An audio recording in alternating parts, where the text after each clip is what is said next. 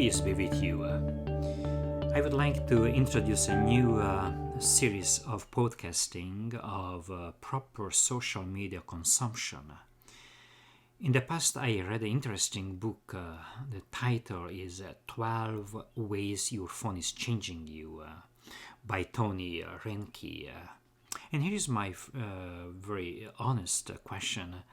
Do you control your phone, or does your phone control you? The smartphone had become part of us, fully integrated into the daily patterns of our lives. Never offline, always within reach. We now have in our hands a magic dial of technological power we have only begun to grasp. But it raises new enigmas too. Never more connected, we seem to be growing more distant, never more efficient. We have never been more distracted.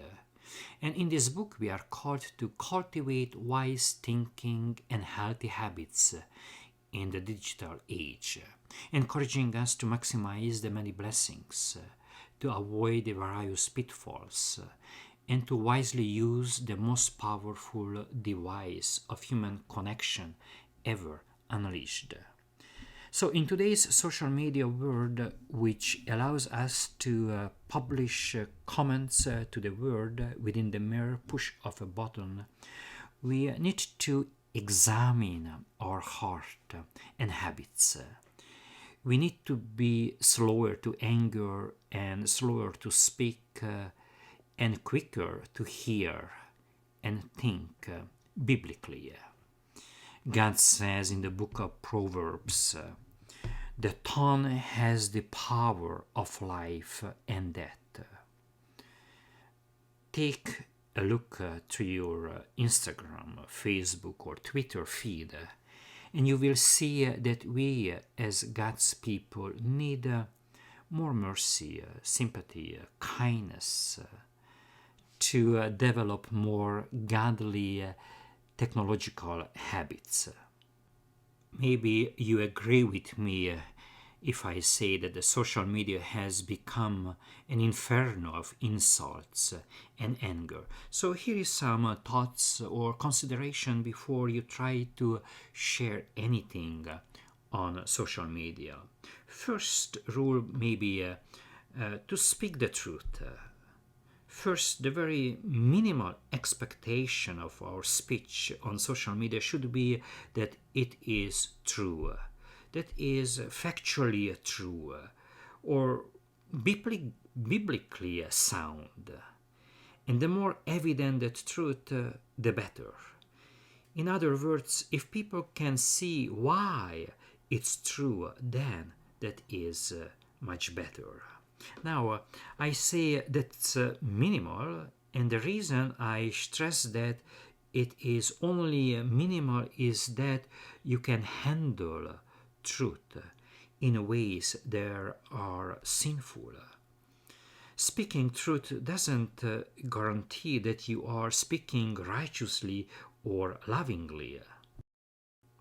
In the world of social media, we are often quick to post facts before finding out if they are actually true. Feel first, think later. I admit when I see a post I disagree with, my first response is to get upset. Added to that, just because something is true doesn't always mean it's right to post about. But maybe we should ask before we post, is what I am posting true, noble, right, lovely, admirable, excellent, or praiseworthy? If I may use the words of St. Paul from the book of Philippians, chapter 4:8. So, but admirable, lovely, excellent, and praiseworthy. These are topics we should all be able to get behind.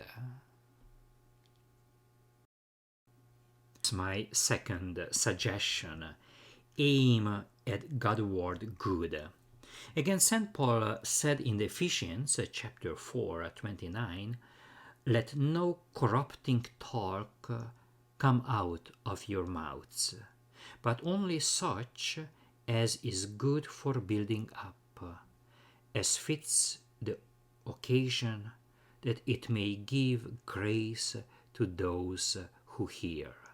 So, besides being true, St. Paul says we should test what we say by whether it is aiming at building the other person up.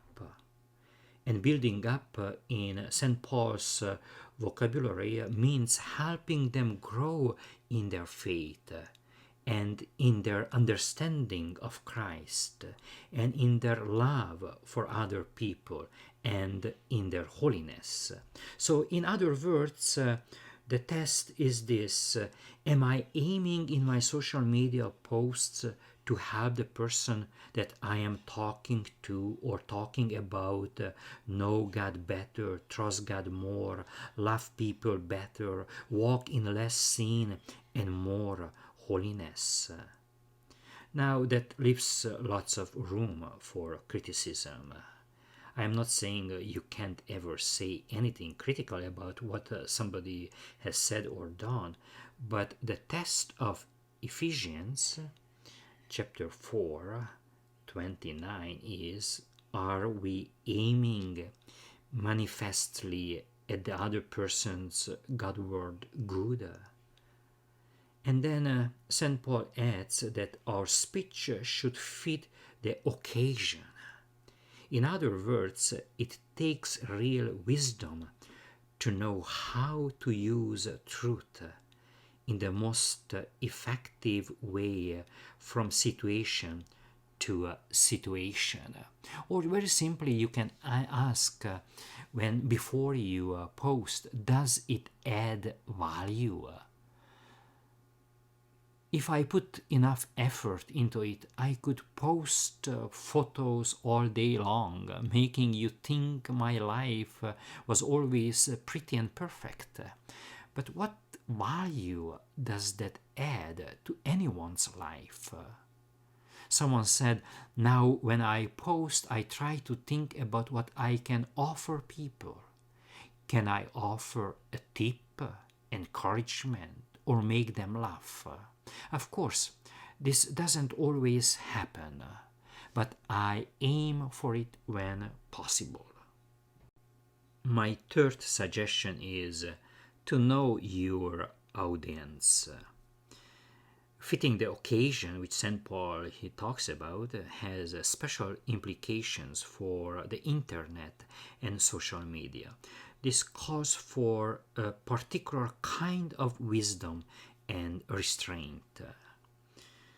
And what's peculiar about this occasion called the internet is that it is contextless.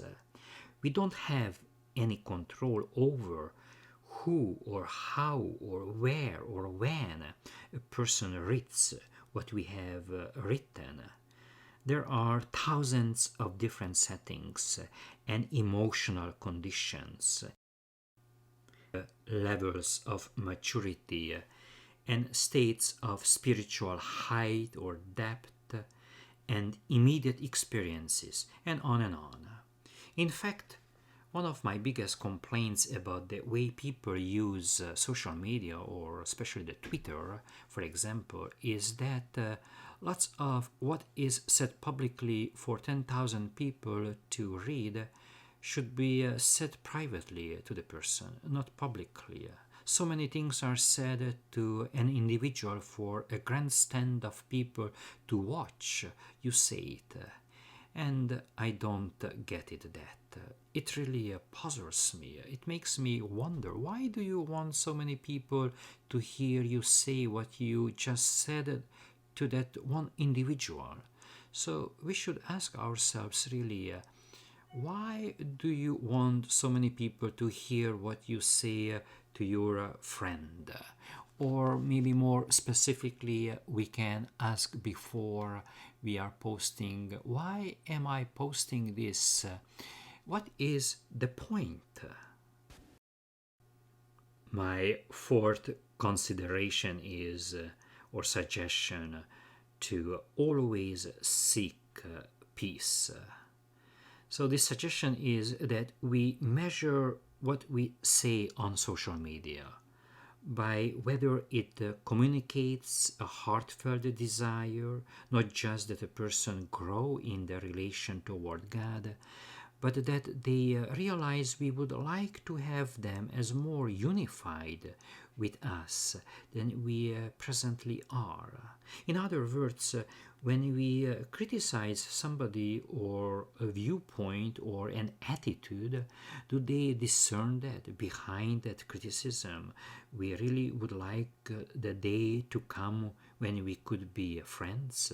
Or do they taste a kind of contempt that communicates not only do I not like your opinion, but I wouldn't want to be around you even if you changed your opinion? Which comes true? Do we want them?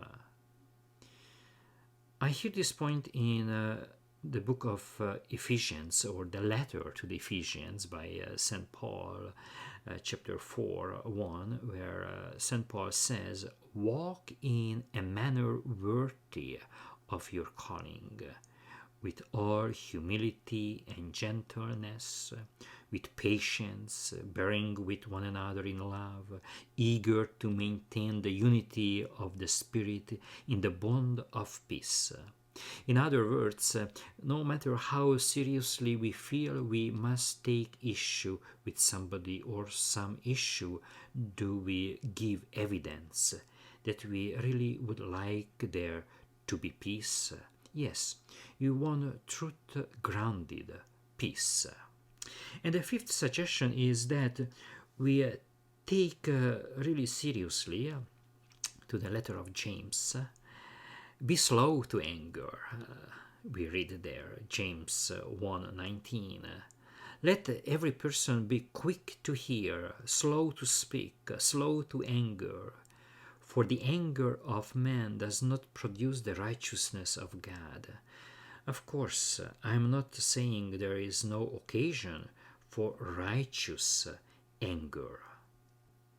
But be slow to anger, slow to speak, because it's very likely that your anger is not righteous, and mine isn't either, and it will not produce the good you think it might. And lastly, for today, let your treasure shine. And the last criterion I would mention for speaking on social media is this: can people detect that your heart is deeply content in and satisfied by the beauty and worth and greatness of Jesus? That is why we exist, to display Jesus Christ as the supreme treasure of the world. Do they taste that? Do they taste that when they read or listen to what we say? We can develop godly technology habits. Technology shaping our lives, or how our online behavior relates to our faith. Our new digital technologies on social media platforms have untold potential to advance the gospel of Jesus Christ. And healthy consumption of social media helps us to bend these tools in service to Christ, rather than to become slaves to their destructive power. God bless you, Father Laszlo.